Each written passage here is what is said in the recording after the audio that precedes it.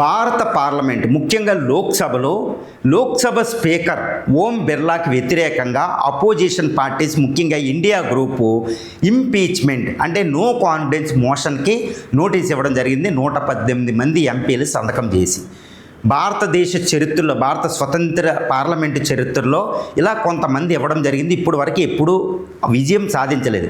ఇప్పుడు ఓం బిర్లా మీద కూడా ఈ నో కాన్ఫిడెన్స్ మోషన్ అనేది, ఇండియా ప్రతిపాదించిన నో కాన్ఫిడెన్స్ మోషన్ వీగిపోతుంది, గెలవదు. ఓం బిర్లా స్పీకర్గా కొనసాగుతారు. కానీ మరి ఇప్పుడు విజయం ఎవరిది? బీజేపీ లెడ్ ఎన్డీఏదా, కాంగ్రెస్ లెడ్ ఇండియాదా?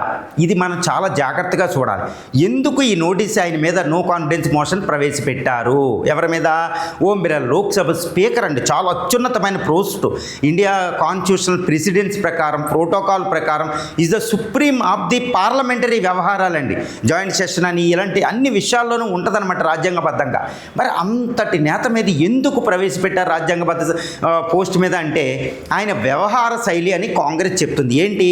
అపోజిషన్ పార్టీలు నోరు నొక్కేస్తున్నారు, ఆయన నిష్పక్షపాతంగా లేరు, బీజేపీ ఏజెంట్గా పనిచేస్తున్నారు, తర్వాత అక్కడ ఉమెన్ ఎంపీలని అవమానించారు.